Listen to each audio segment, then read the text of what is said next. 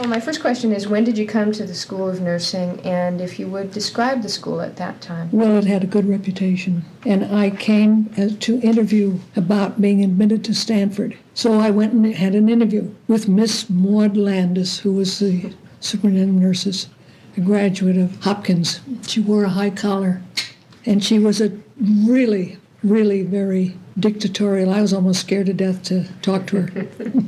Every student upon admission was assigned a big sister. So I had a big sister until the next class came in, and then I was one. She was supposed to take care of your problems and help you. At capping time, your big sister gave you your cap. At that point, the school was on Clay and Webster Streets, and the nurses' residence was 2340 Clay Street. Our nursing school years were spent in San Francisco, that wonderful city, in Stanford Lane Hospital.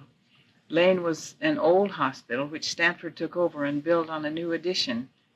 All clinic patients, the poor, the needy, were housed in Lane, and we and the med students learned our craft on them and with them. On the new side, the paying patients were housed. I remember night duty in Lane when the cockroaches came out, the smell of burning rubber, catheters. Yes, we washed them, soaked and in hydrogen peroxide, and boiled them to use again. We had light blue dresses covered with a pinafore bibbed white apron. The stiffly starched caps were pretty hard to fold correctly. They had a big red S in one corner. They had to be folded with precision.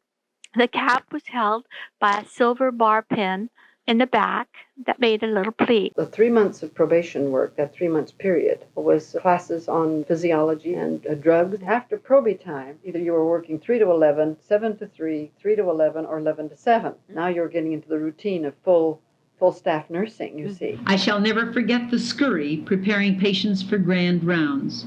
To have the patient brushed, bathed, combed, in a clean gown, first the chief physician and head nurse, then the chief resident, the worried assistant residents, tired intern, nervous medical students, and last of all, the lowly little student nurses. Those were learning moments in more ways than one. Only life-saving equipment I recall were suction machines and oxygen tents. When penicillin first became available to civilian hospitals, Stanford was the first hospital on the West Coast to receive it. It came in a yellow powder, and it was mixed to the proper strength by the head nurse, and we were taught to give the IM injection.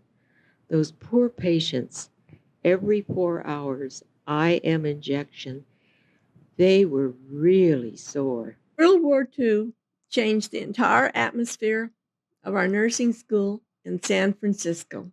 Immediately, doctors and nurses formed units and chipped out, so to speak. The medical students joined branches of the service and off-duty wore their uniforms. Very handsome fellows. The idea of becoming a nurse had been a childhood dream for many of us. And in this national emergency, we were ready and eager to do our part. We had all completed 2 years of pre-nursing at various colleges and had been offered the opportunity to become a cadet nurse. Thus, our nursing education, uniforms, books, board and room, and an allowance of $15 a month would all be paid by the government in exchange for our services for 3.5 years. Since the shortage of nursing staff was a serious problem, as unit after unit left for the military, job offers were presented to all of my classmates just prior to our graduation. School didn't move till 59. I'll never forget the day we moved. Finally emptied that nurse's residence. 204 rooms. It was my job to get the porters to load the elevator from the 7th floor. I mean, I knew it was for the better. But I did think it would probably end in the demise of the School of Nursing. Some of them down here felt, oh, the School of Nursing takes this much money out of our budget. They thought if we had that, if there wasn't a school, we'd have that much more. When we came on campus, the hospital was a joint effort between the city of Palo Alto and the university. and there was no way the twain would meet. There was an undercurrent of dissension between the private doctors, the Menlo Clinic, Palo Alto Clinic, and the other private physicians, and the staff from the medical school. As far as being received on campus, shall I say, I think they tolerated us. Very sadly, the nursing school was closed. That is a source of great sadness to all of us. However, it does not change the excellence of our education, the ideals that I learned and loved from Stanford, and my gratitude for having been a student at that wonderful university. Would I do it all over again? Those exciting, exhausting, and educational years? Absolutely.